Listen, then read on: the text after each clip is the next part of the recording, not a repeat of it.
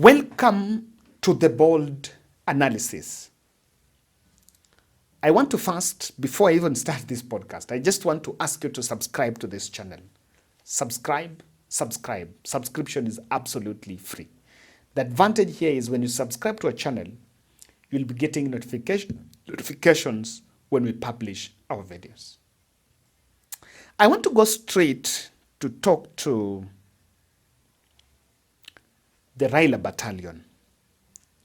And I'm addressing the Raila battalion on something that Rigathi Gachagua has raised. I know very well that there is a dismissive narrative. Dismiss Rigathi as man who only thinks about Kikuyu. Dismiss Rigathi on shareholding. Dismiss Rigathi because there have been all manner of narratives. I listened to the weekend speeches. Let me tell you. A clique of low MPs are going there to say the way, comparing handshake between Raila Odinga with Mwai Kibaki, Raila Odinga with Uhuru Kenyatta, and Raila Odinga with William Ruto. This is the best handshake for them. And they've been talking about roads here and there. Okay. I don't live in Nyanza. I've not visited all areas. But speaking for my county of Siaya, I cannot see the fruits of Ruto broad-based. I cannot see. And people come from Siaya to Kowengi. You guys can get to the comment section and let's just do a challenge. Just get me. Siaya has Game, Alego, Ugenya, Bondo, Rarieda. 5 constituencies. Alego, Game, Ugenya. Ugenya has David Ochieng and Ugunja, and Bondo, David Ochanda, and Rarieda, Utiende Amolo. Just show us, and Alego Usonga Atandi. You can just show us, Kevin, mimi niko Game, na Game ni hii na hii. Mimi ni Ugenya, na Ugenya ni hii na hii. I will read in the comment section because I really want to. Rigathi Gachagua is sounding a warning to Raila Odinga. Bwana Prime Minister, wewe ile kitu hiyo Kasongo ataonesha wewe, uliza mimi. The guy is pretending to be nice to you, but utakuja kuniambia. If he called me and the whole mountain, na sisi vile tumesoma na vile tunajifikiria tumejanuka.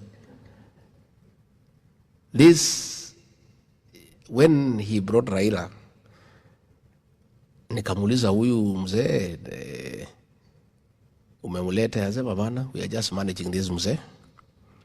Tumtafutia kitu kidogo ya kukula anyamaze. Alafu tumwambie kuna hii kitu ya report ya dialogue apoe, lakini it will go nowhere. I want to tell you, Raila Odinga, William Ruto told me that NADCO report will go nowhere. He's just conning you. And he has told Ichung'wa and company in parliament to delay it until the next election.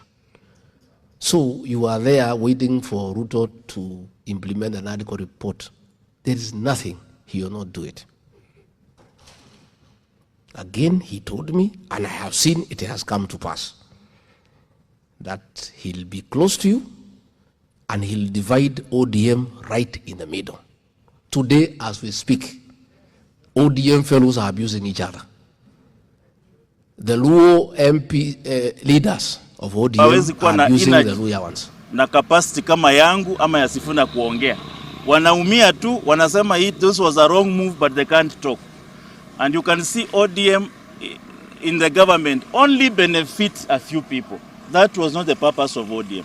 ODM was to change the country, change the social justice, education system, change the management and the governance of this country for the betterment of everyone. If it is not happening, then ODM has not achieved its goal.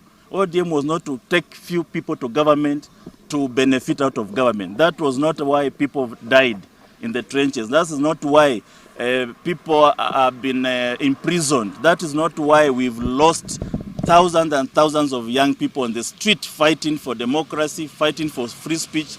That is not the reason why ODM was formed 25 years ago. And the Luya ones are abusing the Luo ones. Just what William Ruto told me. That I'll go near this ODM. It's a strong party. I will divide it right in the middle. So wewe mzee Raila, although watu yako wananitukana, wacha nikuchanue kidogo.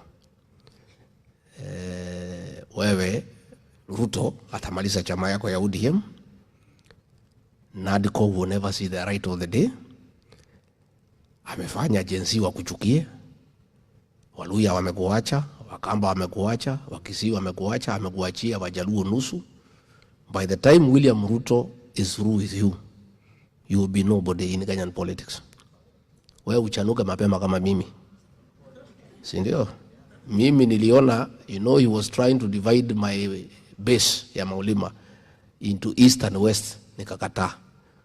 He wanted to divide the counties. Muranga atafute kiongozi, Kiambu kiongozi, so that he renders me and our people irrelevant. I refused.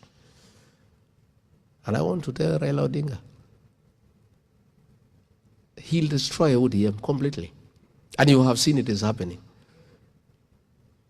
He'll undermine you in all areas you used to be popular. And by the time he is through with you, you'll be a pale shadow of your former self. And this warning is something I would want you to pay attention to here. Rigathi is telling Raila that William Ruto is playing around with you. Now, from that soundbite, I would want to pick up your mind. Leave alone the person Rigathi. Let us analyze the message. From what Rigathi have said,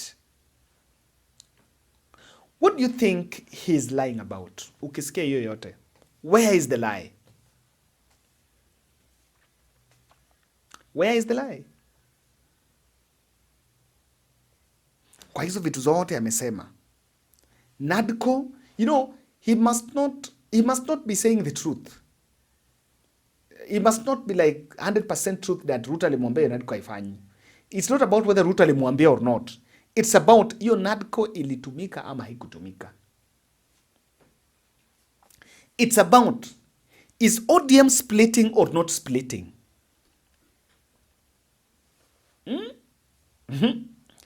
Ama kwa sababu tunakula. And for me, someone will ask, is Ruto splitting ODM? Yes. I want to tell you why. Sifuna is the ODM Secretary General.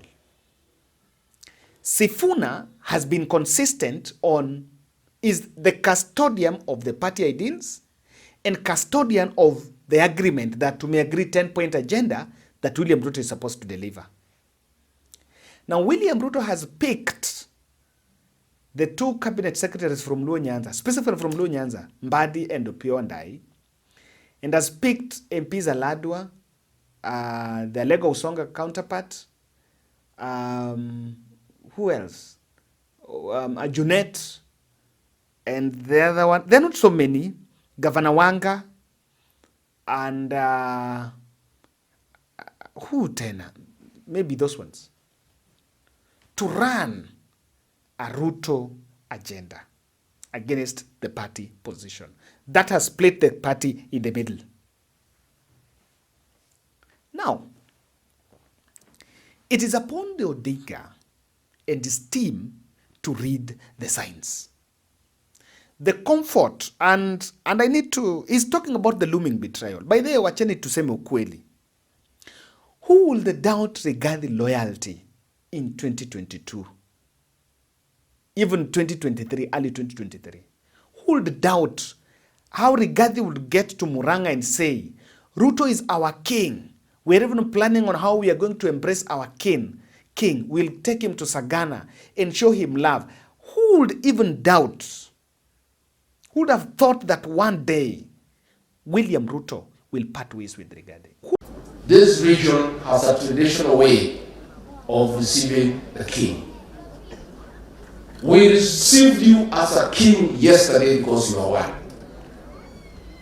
Although we elected you on the 9th of August, you had not been confirmed as a leader in the traditional way in this region until yesterday.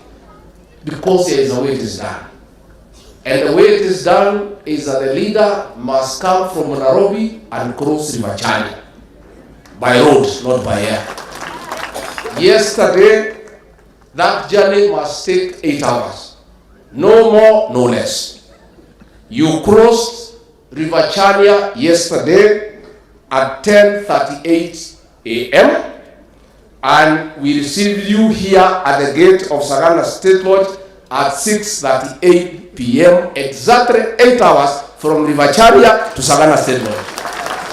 I want to announce that you are now the confirmed leader of the Mount Kenya region in the traditional way, the way we receive the king. Who would have thought? And if you are seated there thinking, convincing yourself that Ruto is a man who do not want tribalism, and so he had to impeach Rigathi so that he can end tribalism in Kenya, you are lying to yourself. You are lying to yourself. Two things are at the center of Ruto impeaching Rigathi. The first one, interests, pesa. Pesa. Pesa. I've listened to Rigathi. Issue happen interest. A deal that goes there. I remember Rigathi saying, they used to bring me people. They want to bring deals. These people have been playing so many deals here. And Rigathi was simply not in the table. That is why when he came out, he started telling us how the table was disorganized.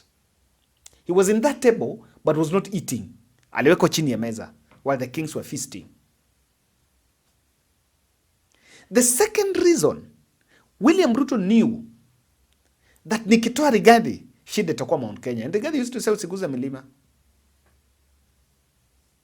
So, he also wanted to change the political dynamics because he knew very well that 70% of his voters, okay, rather, let me say 40% of his voters came from Mount Kenya. And in 2027, it was not ideally possible to convince that number to vote for him because of unmet pledges.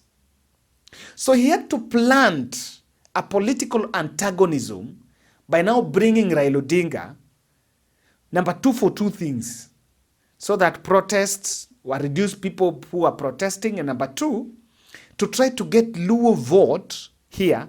And now for them, they look at new people. You know, when I see people saying roads have been built, roads are meletwa. So to them, they're like, wamefanyiwa ndio wakuje. Ni kama wale walipiga kura. Sasa wale wao hawajafanyiwa kitu. So hao wenye wakupiga kura wenye wakupiga ndio maybe wakuje wafanyiwe. That is the kind of reasoning the president had why he brought in that the whole broad-based narrative. And it was all about politics. So, what Raila and Badis are doing, eti sahi ukisema sasa Ruto hii, in 2027, if Ruto gets second term, Badi will be shocked when Ruto will pick another finance minister and leave him out. Badi will be shocked. Opiyo and I will be shocked.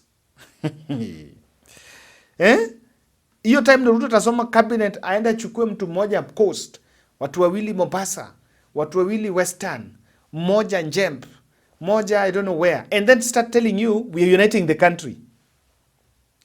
We are uniting the country. Lakini sasa wewe ndio uko busy kusema oh. Wana. Rigathi is not a madman. I'm not supporting what Rigathi says. But on this one, hey, ile radi itapiga watu hapa mbele. And while speaking there, I want to tie this with this call by the Gen Z. By the way, did I explain myself on the narrative of tribalism? Did I make sense? So what I'm wondering is, if we Gen Zs don't understand the mountain narrative, how are you going to engage us and find a way to position yourself or position these politics beyond one term and beyond the defense of Mulima. And by the way, I'm not embarrassed to be Kikuyu. I'm from Kirinyaga and Nyeri. You know, you can't get Kikuyu than that. You know, I'm very Kikuyu, but we have, you know, but that's just the truth. How are you going to convince us? Because, you know, I'm trying to explain to you the way we see it, right? There is that pride, yes, you know, of being a Kikuyu. You know, but there is also a people who don't see that. And we as Gen Zs are saying we are tribeless and we are fearless. And the politics being done now is the way it was done 20 years ago, 10 years ago, you know. And that is what is really scaring us, because if we divide ourselves, if you say you're coming to the defense of Mulima, then there's someone in I don't know, Rift Valley or Western, who will also say they are going to that defense. And then there will be another group, I don't know, in, where? Coast, yeah, we are going to that defense. And then now, there will be a vacuum gap, and then Ruto will become president. I feel you. And the Gen Zs will help us deal with that nonsense. Because they are tribeless, and they are fearless, and they want. What do you make of that young girl's statement? I like it. I've seen people bashing her online. People saying state agent, this and that. But to me, this is what I see. That young girl represents a percentage of the masses, a percentage of population who are also saying, yes, we are from this tribe. Yes, Ruto has done this. Yes, and see, there is a statement that Ruto made, that Rigathi made in Mombasa, in USA, that the Gema Nation are entrepreneurial, is superior, of course, compared to the others. He actually mentioned it. So there is a section of masses that are also listening to what that young girl is saying. And instead of bashing her, it is a moment of reflection. Yes. You know, it's not that Rigathi is going to get 90% of the vote in Mount Kenya. No. And it's not that the 2027 will be decided 90% on the ethnic bloc. No. The Gen Z population is here, and they're shouting on top of their voices that we are tribeless. So as the tribal arithmetic and is going to add into the political matrix, but what this voice represents is something that must be heard. But in equal measure, I want to say this. I agree with Rigathi's response here, that this is a narrative that was planted by the president. And you know how it was planted? Impeachment, if you look at lists, zile accusations, for all those who are touching on tribalism, ndio zilifanya katolewa. With that one word, shareholding. It's been planted. Rigathi is just an enabler. Because one thing they realize, yes, huyu anataka, he wanted political constituency in Mount Kenya. With the political constituency, you can get to the national table and also be heard. And there is something that Rigathi knows. If he will successfully take 80% of the Gema vote under him, he's untouchable. You can't touch him. You can't touch him. And you can't ignore him. You will have to look for him either way. But to confirm to you that it is also a planted narrative, I want you to listen to Elachi. This was Elachi talking in Bungoma. I have seen a response, or I have seen some story by another Kenyan here. I just want to look at that here. This is Beatrice Elachi. And you know how politicians are very forgetful. And by the way, I read something about BT's Elachi, and I got very, I'm like, politicians were, sometimes even if I want to be a politician, I look at how people behave and I'm like, it's not worth it. I want you to look at life yake ya siasa, career yake ya politics, and see Uhuru Kenyatta's role in her politics. Then tally that with what she's saying. In 2013, she was a nominated senator through Mbas Party, nominated through the Mbas Party, and given a leadership role in the Senate as the Senate whip. That was given by Uhuru Kenyatta TNA wing. Alikuwa amekuwa nominated numbers. TNA was the big party there, na many numbers. Wakamweka minority whip. That is Uhuru Kenyatta. In 2017,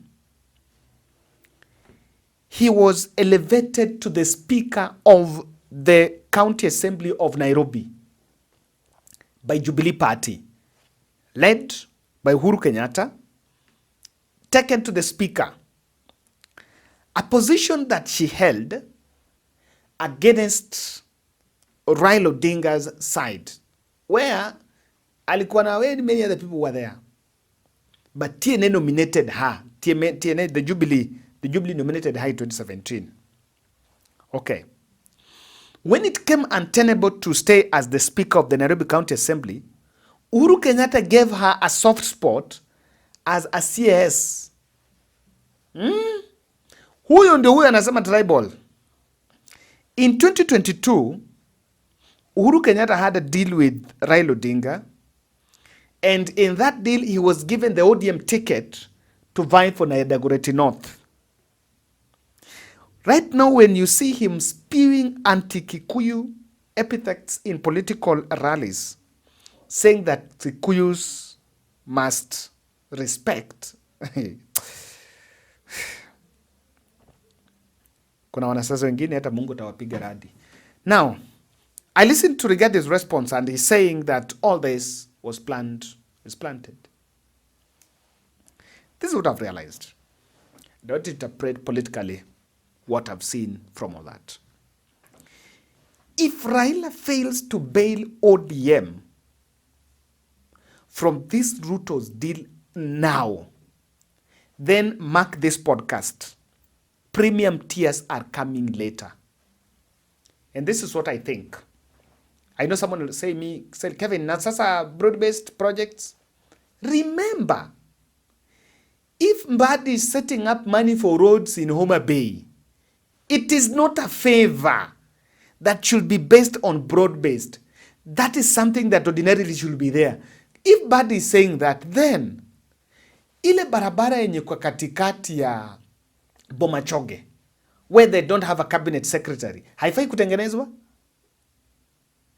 The road that is coming from Akala, let me say one from my place. There is a road in a connect Siaya, Karemo, Masumbi, Game to Akala.